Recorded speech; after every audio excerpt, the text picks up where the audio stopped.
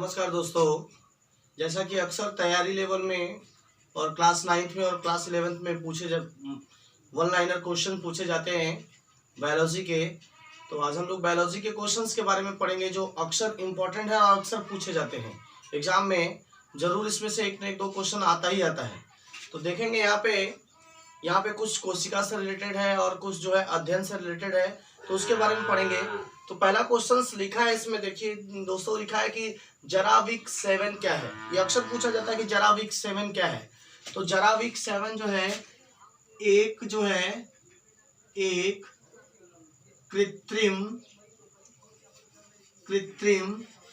हृदय होता है, यानी एक कृत्रिम हृदय को जराविक 7 कहा जाता है। और ये पित्त रस किस रंग का होता है? तो पित्त रस जो होता है ये जो होता है हरे पीले रंग का होता है। अगर रंग की बात करेंगे तो हरे पीले रंग का होता है। और अगर द्रव के बारे में पूछता है तो ये जो होता है ये क्षारी द्रव होता है।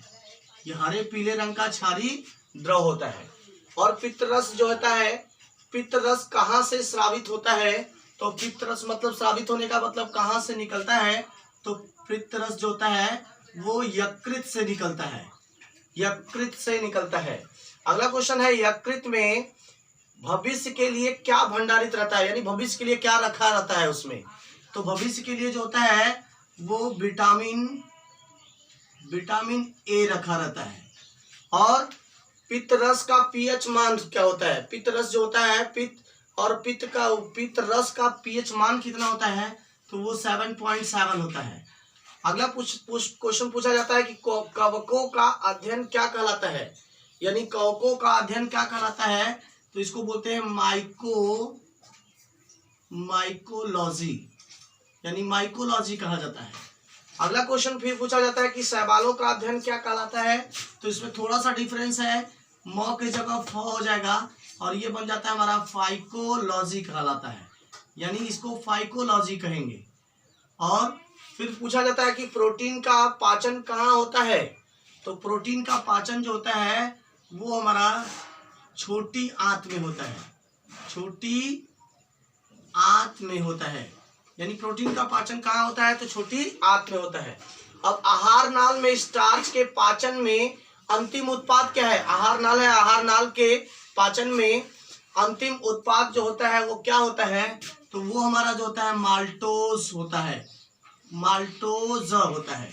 फिर अगला है कि फूल गोभी का खाने का योग्य भाग, यानी फूल गोभी जो हम खाते हैं उसका खाने वाला कौन सा भाग हम खाते हैं?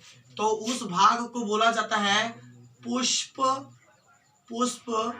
क्रम भाग, यानी हम पुष्प क्रम भाग को खाते हैं। फिर अगला क्वेश्चन है, कोशिका का आनुवंशिक पदार्थ क्या है? तो कोशिका का आनुवंशिक पदार्थ जो होता है वो डीएनए होता है। अब डीएनए क्या होता है? तो डीएनए डीऑक्सीराइबोज न्यूक्लिक अम्ल होता है। अब अगला क्वेश्चन है, 12वां क्वेश्चन देखते हैं कि नाइट्रोजन, पौधे जो है नाइट्रोजन किस रूप में ग्रहण करते हैं? तो पौधे जो है नाइट्रोजन जो होता है वो नाइट्रेट के रूप में ग्रहण करते हैं। फिर पूछा जाता है कि डीएनए की खोज किसने की थी? तो डीएनए की खोज जो है करने वाले वैज्ञानिक हैं, उनका नाम है वाटसन और क्रिक, यानी वाटसन और क्रिक ने डीएनए की खोज की थी। और डीएनए की इकाई क्या है? ये भी अक्सर पूछा जाता है कि डीएनए की इकाई क्या है? तो डीएनए की इकाई जो होता है न्यूक्लियोटाइड्स, यानी न्यूक्लियोटाइड्स जो होता है ये डीएनए की क्या है? इकाई है। फिर मधुमेह रोग किसकी कमी के कारण होता है? तो मधुमेह रोग हमारे शरीर में जो होता है जिसको हम लोग डायबिटीज कहते हैं, मधुमेह रोग किसकी कमी के कारण होता है? तो शरीर में जो होता है जहां इंसुलिन की कमी हुई, इंसुलिन की कमी होते ही मधुमेह रोग की उत्पत्ति होने लगती है। अगला क्वेश्चन है अब इंसुलिन की कमी से होती तो इंसुलिन की खोज किसने की थी? तो इंसुलिन की खोज किसने की थी? तो वेंटिक और बेस्ट नामक वैज्ञानिक ने किया था, वेंटिक और बेस्ट नामक वैज्ञानिक ने किया था। तो इंसुलिन जो होता है शरीर में कहाँ पाया जाता है?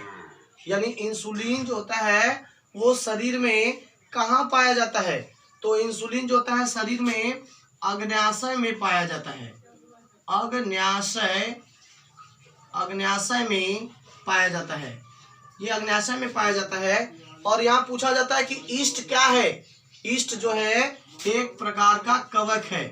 एक प्रकार का कवक है। अगला क्वेश्चन पूछा जाता है कि दूध में पाई जाने वाली शर्करा का नाम क्या है?